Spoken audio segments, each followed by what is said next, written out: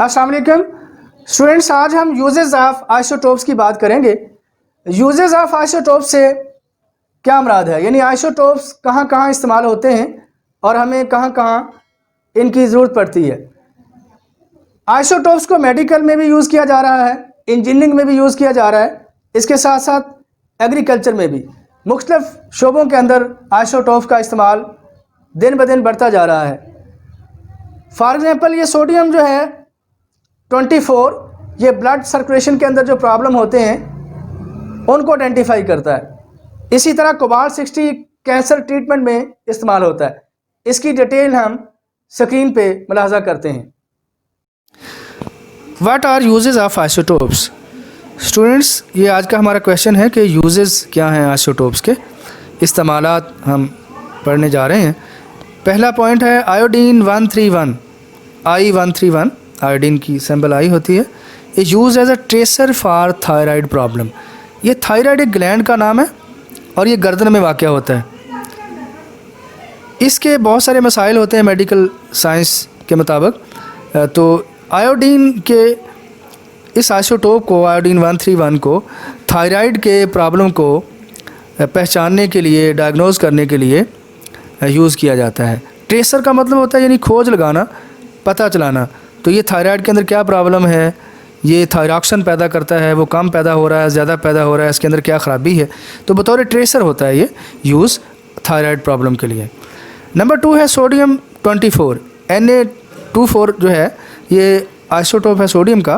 वैसे सोडियम जो है वो उसका मास 23 होता है, लेकिन ये चूँकि रेडियो एक्टिव है तो Na24 जो है इसको हम एज अ ट्रेसर यूज़ करते हैं प्रॉब्लम्स को आइडेंटिफाई करने के लिए जो फ्लो ऑफ ब्लड में आते हैं, यानी सर्कुलेटरी सिस्टम के अंदर जो खून हमारे बॉडी के अंदर सर्कुलेट कर रहा होता है ब्लड वेसल्स के अंदर।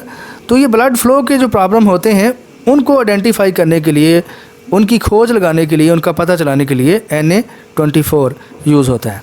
सिमिलरली आयोडीन 123 ये ब्रेन को स्टडी करने के लिए इस्तेमाल होता है, यानी image the brain mean brain की तस्वीर बना देता है, इमेज बना देता है। उस इमेज को फिर डॉक्टर जो हैं वो एग्जामाइन करते हैं, उसका मुशाहदा करते हैं, देखते हैं और उसकी बेस पे वो बहुत सारे मसाइल जो होते हैं उनको आइडेंटिफाई कर लेते हैं।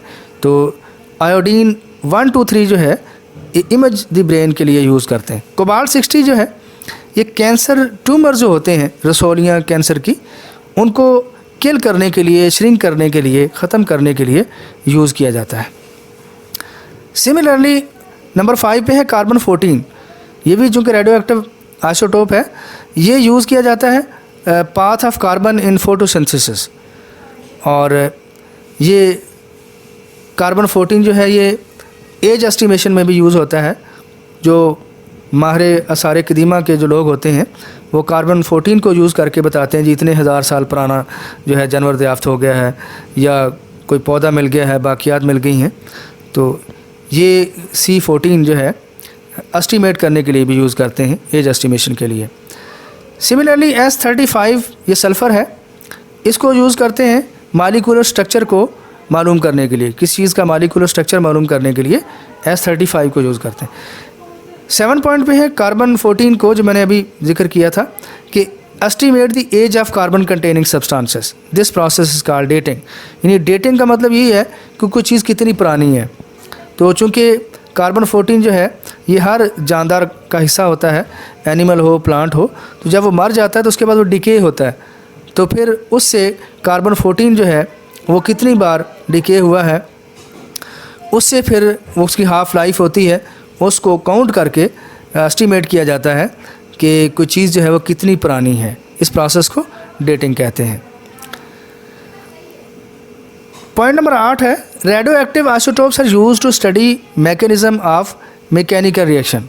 यानी कुछ ऐसे रेडियो एक्टिव आइसोटोप भी हैं जिससे केमिकल रिएक्शन का मैकेनिज़्म कि क्या तरीक़ाकार है, रिएक्शन किस तरह हो रहे हैं, उसकी स्टडी के लिए यूज़ होते हैं। और इसके साथ साथ ये राख और मम्मीज़, यानी जो मुर्दा लाशें होती हैं, यानी जानवर मर जाते हैं, उनको महफूज करने के लिए, प्रिजर्व करने के लिए केमिकल वगैरह लगाते हैं। तो ये रेडियो एक्टिव आइसोटोप जो हैं वो राख्स की और मम्मीज़ की डेट जो है वो बता सकते हैं। तो इस तरह से डेट का पता चल जाता है कि ये कितनी पुरानी हैं चीज़ें। Isotopes of chlorine Cl। Cl के आइसोटोप्स कितने होते हैं? Cl के आइसोटोप 1735 और दूसरा क्लोरीन का आइसोटोप है Cl37। स्टूडेंट्स, हम देखते हैं कि इसमें एटॉमिक नंबर 17 है, लिहाजा प्रोटॉन 17 होंगे और इलेक्ट्रॉन भी 17 होंगे, लेकिन नंबर ऑफ न्यूट्रॉन जो हैं वो 18 होंगे पहले एटम में, जबकि दूसरे आइसोटोप के अंदर number of proton electron same होंगे, बट न्यूट्रॉन में फ़र्क आएगा। 37 माइनस 17 करने से 20 आएंगे। तो इस तरह से हम क्लोरीन के आइसोटोप्स को ड्रा भी कर सकते हैं।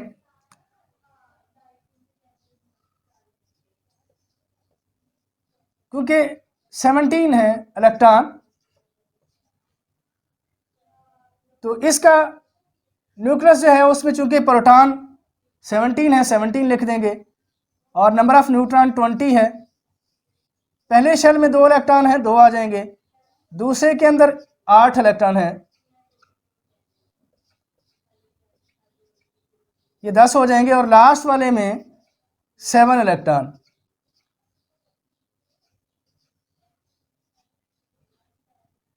इस तरह से ये क्लोरीन 37 मास वाला जो है उसका। अब ये सेम स्ट्रक्चर यहाँ भी बनेगा, सिर्फ नंबर ऑफ न्यूट्रॉन यहाँ 20 हैं तो यहाँ 18 हो जाएंगे, बाकी कोई डिफरेंस नहीं होगा। ये इसका न्यूक्लियस होगा, नंबर ऑफ इलेक्ट्रॉन पहले शेल में, दूसरे में, और तीसरे में वही 7।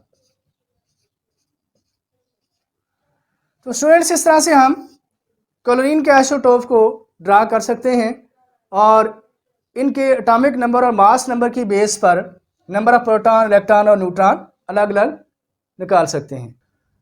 शेल्स एंड सब शेल्स। स्टूडेंट्स, हम देखते हैं कि न्यूक्लियस के इर्द गिर्द मुख्तलिफ सर्कुलर ऑर्बिट होते हैं, एनर्जी लेवल भी इनको कहते हैं, इनका नाम शेल होता है। मसलन ये पहला शेल है, इसे के शेल का नाम दिया जाता है, और इसी तरह ये दूसरा शेल है जिसे एल का नाम देंगे। तो गोया के एल, एम और एन ये शेल्स हैं, और हर शेल के अंदर फर्दर उसको डिवाइड किया जाता है जिसे हम सब शेल का नाम देते हैं। मसलन के शेल के अंदर सिर्फ एक इसका पार्ट होता है, सब शेल 1s कहते हैं इसे। एल के अंदर 2 सब शेल होते हैं जिनको हम 2s और 2p कहते हैं। इसी तरह m जो है इसके अंदर 3 सब शेल होते हैं, 3s, 3p और 3d। n जो है इसके अंदर 4 सब शेल होते हैं, 4s, 4p, 4d और 4f। स्टूडेंट्स, एक्चुअली ये जो ऊपर आपको नाम नज़र आ रहे हैं ये शेल्स के हैं, क्योंकि ये N1 पहला है, ये N2 दूसरा है, ये N3 तीसरा शेल है, ये N4 चौथा शेल है। ये सब शेल हैं जो आपको 1s, 2s और 2p, 3s, 3p, 3d, 4s, 4p, 4d और 4f नज़र आ रहे हैं।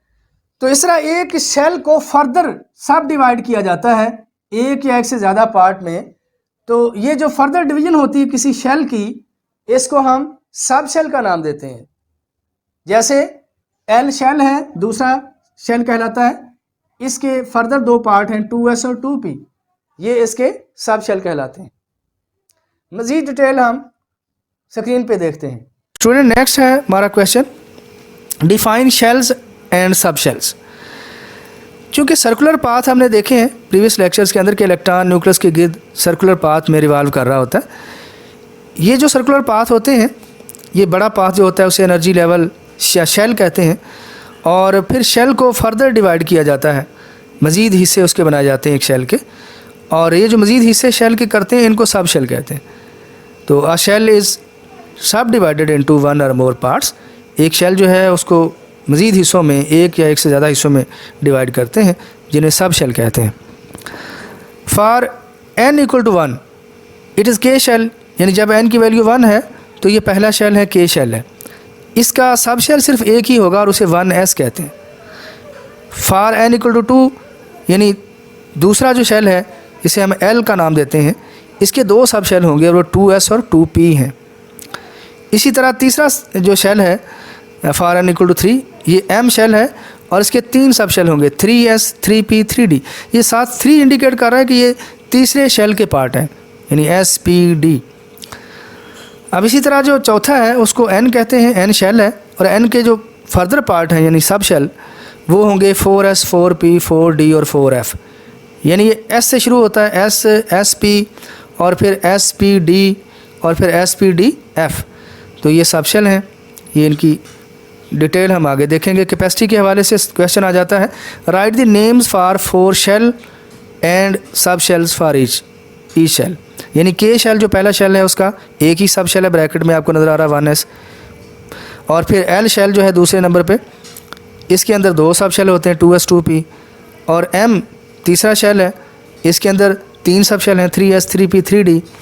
और चौथा शेल n है, इसके अंदर जो सब शेल पाए जाते हैं 4s 4p 4d और 4f है। अब स्टूडेंट्स हम इनकी कैपेसिटी को देखते हैं, यानी कितने इलेक्ट्रॉन मैक्सिमम किसी एक शेल में या सब शेल में आ सकते हैं। तो पहले फर्स्ट शेल है कि इसके अंदर 2 इलेक्ट्रॉन आ सकते हैं। सेकंड शेल जो है इसके अंदर नंबर ऑफ़ इलेक्ट्रॉन जो मैक्सिमम आ सकते हैं वो 8 हैं। और थर्ड शेल जिसे m कहते हैं इसमें 18 मैक्सिमम इलेक्ट्रॉन आ सकते हैं।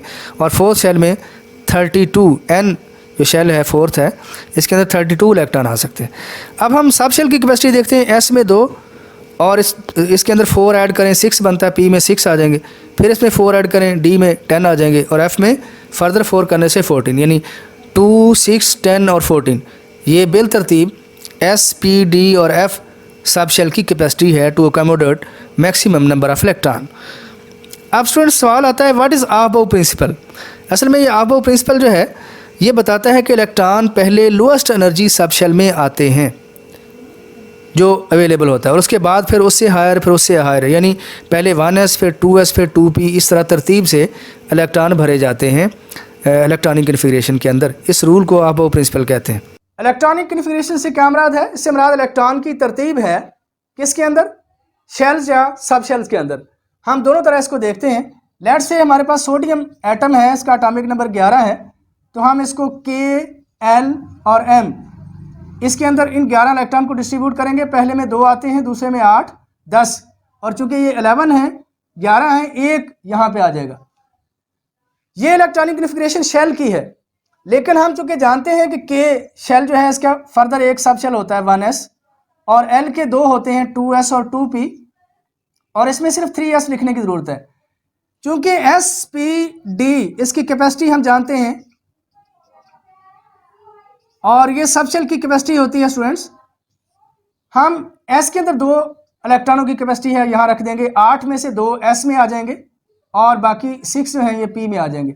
ये लास्ट वाला इलेक्ट्रॉन यहाँ आएगा, 1s2 2s2 2p6 3s1। Student ये जो इलेक्ट्रॉनिक कन्फिगरेशन है ये एक्चुअली क्या है, इलेक्ट्रॉन की अरेंजमेंट है इन सब शेल्स। सिमिलरली अगर हम मैग्नीशियम को देखें तो मैग्नीशियम का नंबर जो है वो 12 होता है, एटॉमिक नंबर 12। तो K L और M उसी तरतीब से हमने इसके अंदर इलेक्ट्रॉन डाल दिए हैं। ये शेल है। सब शेल की बात करते हैं, 2s 2p 3s, यहाँ 6 इलेक्ट्रॉन आएंगे, p में 6 कैपेसिटी होती है। तो ये टोटल आप कर सकते हैं 2 और 6 8 10 11 12। तो 12 नंबर इलेक्ट्रॉन के हमने तरतीब दे दिए हैं। ये वाली जो लास्ट है लाइन, इसे हम इलेक्ट्रॉनिक कन्फिगरेशन कहते हैं। ऊपर वाली भी इलेक्ट्रॉनिक कन्फिगरेशन है, बट वो शेल्स के अंदर है, और ये सब शेल की इलेक्ट्रॉनिक कन्फिगरेशन है। Define electronic configuration. Electronic configuration से मुराद इलेक्ट्रॉन की तरतीब है, शेल में भी हो सकती है, सब शेल में भी हो सकती है, लेकिन यहाँ पे arrangement of electron in subshell is called electronic configuration. हम सोडियम को स्टडी करते हैं। सोडियम के लिए नंबर इसका होता है 11 और ये 1s2, 2s2, 2p6, 3s1, ठीक है, ये इसकी इलेक्ट्रॉनिक कन्फिग्रेशन है। इसी तरह what is the process of dating, which element is use for this process. अगरचे हम इसको पहले भी थोड़ा सा स्टडी कर चुके हैं, लेकिन ये वर्ड का फ़र्क है। कार्बन 14 जो है is used to estimate the age of carbon containing substances. This process is called carbon dating. Thanks.